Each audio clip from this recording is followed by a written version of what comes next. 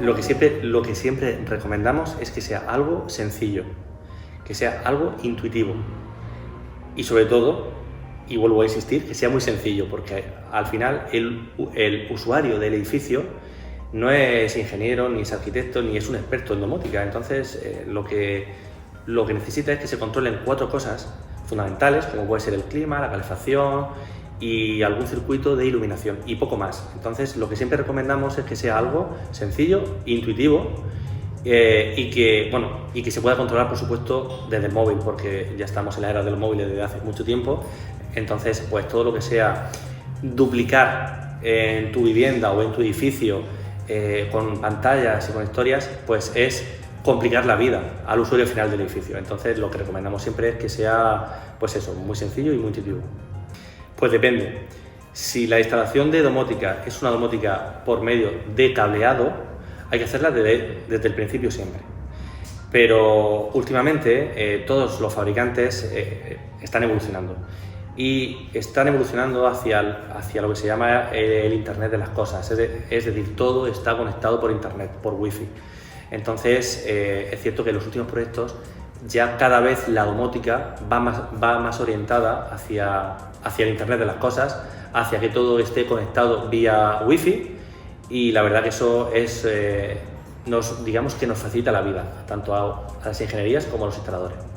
Pues te diría que es una evolución de la domótica, no es un sustituto, porque la domótica original siempre va a existir, porque es un sistema muy completo y a la vez muy complejo. Entonces te diría que es una evolución de la domótica. Al final, la domótica en lo que consiste en que tú puedas tener el control online o el control a distancia de las instalaciones.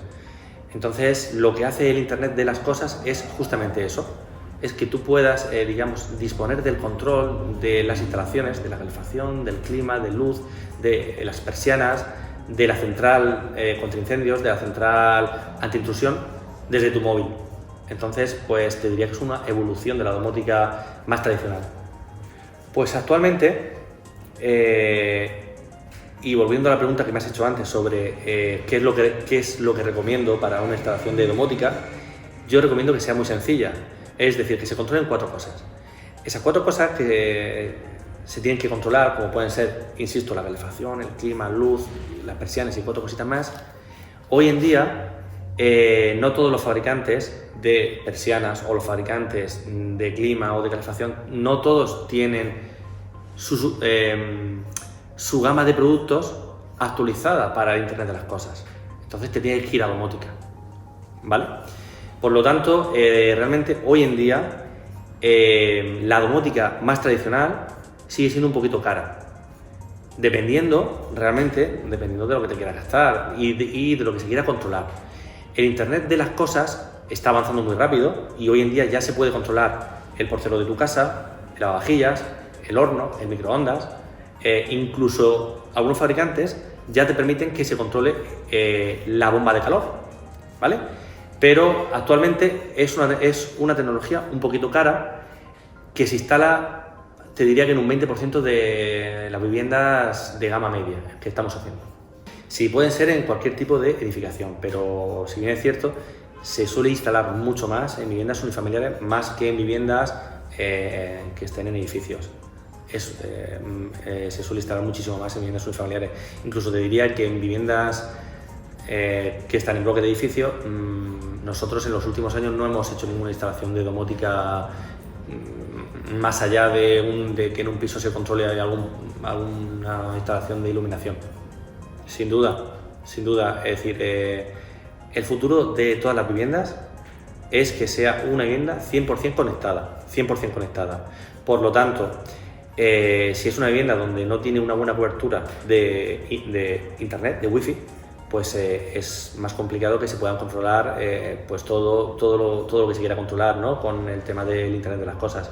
Por lo tanto, es muy importante que la vivienda esté bien conectada. Si bien es cierto, hoy en día en España hay una red muy importante de voz datos, de telecomunicaciones. Por lo tanto, salvo que estés en mitad de una montaña escondido, incluso en esos sitios también llega la cobertura de datos.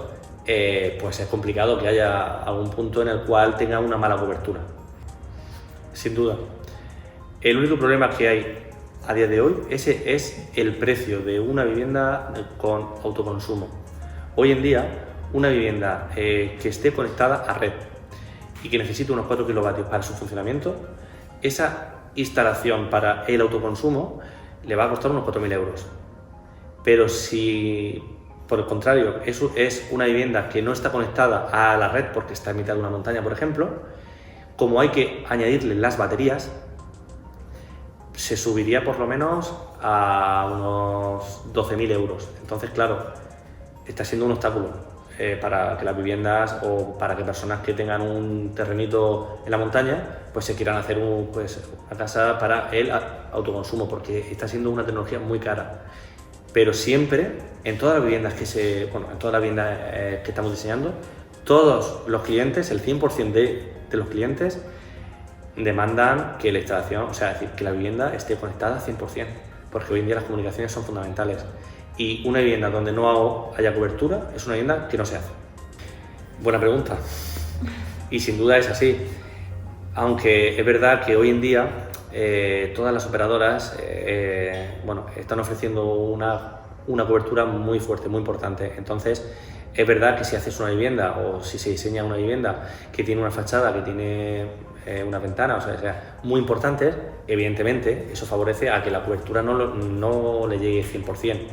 Aunque estamos hablando de que esa cobertura le llegue vía wifi, pero si le llega por cableado no hay ningún problema, incluso cuanto más aislamiento mejor, como ya sabemos, ¿no?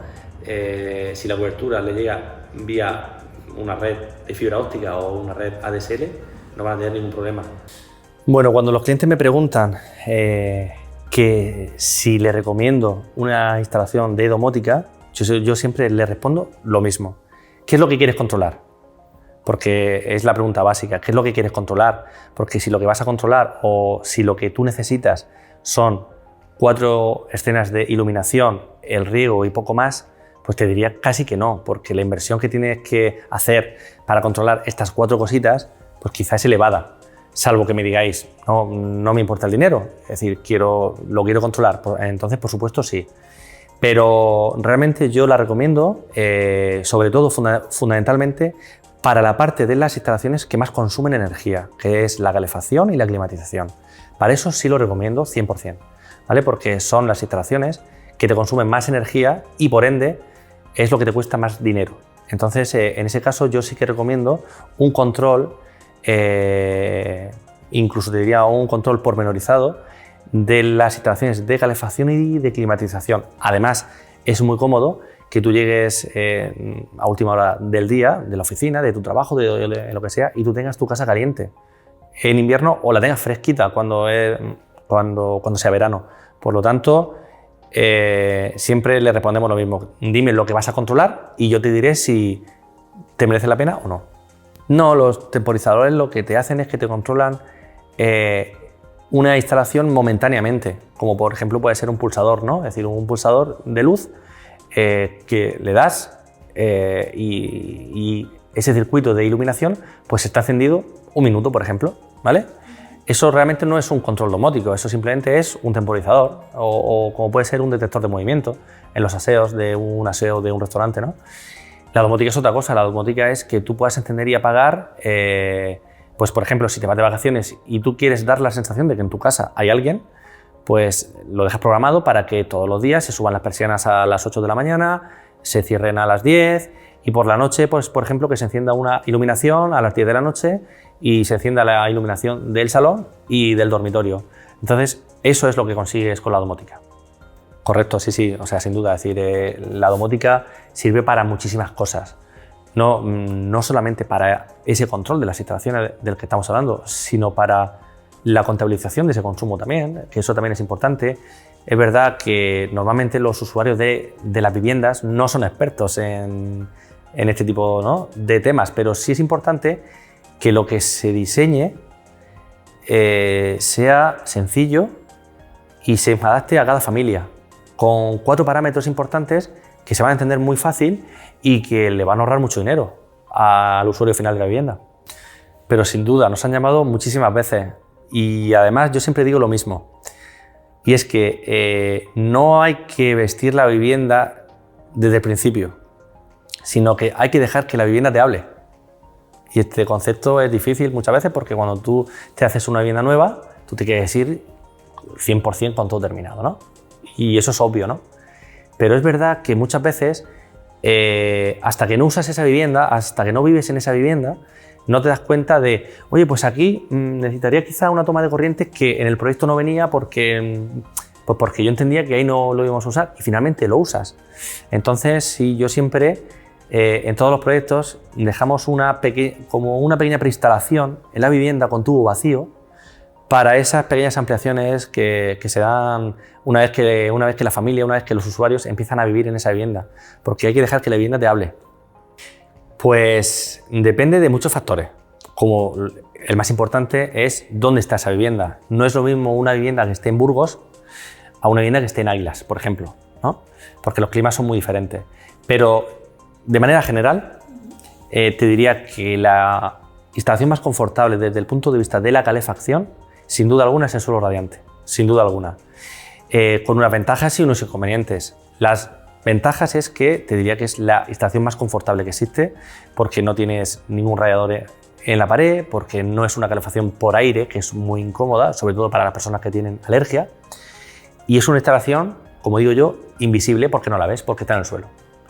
Ya te digo, es muy confortable y además es una instalación con mucha inercia y por lo tanto es una instalación muy eficiente porque no gasta mucha energía. Una vez que se calienta la casa, no hace falta que gastes mucha energía en volver a calentarla. ¿Cuáles son las desventajas? Las desventajas son que no es una instalación que se ponga y se quite todos los días. Es una instalación que tú la conectas en noviembre, por ejemplo, y la apagas en abril o en marzo. Ella ya sola se va autorregulando, pero tú te tienes que olvidar. Entonces puede ser que haya casos cuando el clima quizás es un poquito suave, en el que tengas un poquito de calor. ¿Por qué? Porque tiene mucha inercia. Entonces, bueno, pues esa es la única pega, si se puede llamar pega, ¿no? Que tiene una inercia muy alta y que posiblemente, pues, en algunos momentos y en algunos días que sean muy cálidos, te sobre calor. Yo lo que recomiendo siempre para este tipo de instalaciones, siempre, sin duda alguna, es que el suelo radiante vaya acompañado de un recuperador de calor para la vivienda. ¿Por qué? Porque la clave de todo este tipo de instalaciones es que no abras la ventana, porque cuando abres la ventana en invierno, por ejemplo, estás perdiendo muchísimo dinero. ¿Por qué? Porque se está perdiendo mucha energía. Entonces, la clave está en que no abras las ventanas. Pero claro, cuando haga mucho calor, ¿cómo se disipa ese calor? Pues por medio de una buena ventilación mecánica controlada, con una red de conductos de entrada y salida, que lo que te permite es que, bueno, pues que la vivienda no haya esa sensación de bochorno o esa sensación de que el aire está cargado. Eso se consigue con una buena ventilación. Evidentemente, si no tienes un recuperador de calor, lo que haces es abrir la ventana, pero al abrir esa ventana estás perdiendo mucha energía. Entonces, pues bueno, pues no tiene mucho sentido que te gastes el dinero en calentar tu vivienda con suelo radiante para que luego abras la ventana porque tiene mucho calor. Entonces, yo recomiendo siempre que el suelo radiante vaya acompañado de una buena ventilación mecánica controlada. Sin duda. El suelo radiante se puede, no solamente que se puede, sino que se debe sectorizar por circuitos, ¿vale? El suelo radiante tiene que disponer de un colector, que es como si dijéramos la central, ¿vale? A partir del cual se distribuyen todos los circuitos de la vivienda. Yo recomiendo siempre que como mínimo haya dos circuitos para el salón, uno para la cocina, uno por habitación y uno por cuarto de baño, de tal manera que tú puedas sectorizar tu vivienda. Entonces, de esa manera, incluso si hay algunas habitaciones en las cuales pues, no están siendo utilizadas por lo que sea, pues no tienes que gastar energía en calentarlas, porque no hay nadie, porque no hay un usuario que se beneficie de ese calor. Entonces, sin duda, se tienen que poder sectorizar. En cuanto a la ventilación, es más complicado, porque la ventilación, cuando es una ventilación mecánica controlada, solamente se mete aire en los cuartos secos y se saca aire de los cuartos húmedos. Entonces, se podría poner una compuerta para aquellas zonas secas, como puede ser un dormitorio que no se usa, pero no es muy habitual por los caudales que estamos manejando. Entonces, normalmente para la ventilación no se sectoriza, sino que se ventila totalmente la vivienda, y para la calefacción sí, se puede hacer y además se hace muy habitualmente. El suelo radiante funciona por agua caliente. Incluso hay una variante que se llama suelo refrescante, ¿vale? Que lo que hace es que, bueno, cuando por lo que sea, porque imagínate que es una reforma de una vivienda en un edificio en el cual no hay altura y no puedes subir una posible bomba de calor por expansión directa a la cubierta, ni la puedes sacar por fachada. ¿Qué se hace en esos casos? En esos casos, que actualmente no se está pasando en 5 viviendas en Madrid, lo que se hace es que se pone una instalación de suelo radiante y refrescante, de tal manera que en verano, cuando hace mucho calor, lo que haces es que por el suelo de toda la vivienda se circula agua fría, de tal manera que la sensación térmica cuando entras a la vivienda es que fuera estás a 40 grados, por ejemplo, porque hace mucho calor, pero dentro a lo mejor estás a 26, 27 grados, que no es climatización 100%, porque la climatización, como todos sabemos, es una rejilla por donde sale aire a 18 grados, ¿vale? Pero es una manera de que la vivienda esté medianamente climatizada, incluso con un buen aislamiento y con unas buenas ventanas. Solamente con esta instalación de suelo refrescante sea suficiente.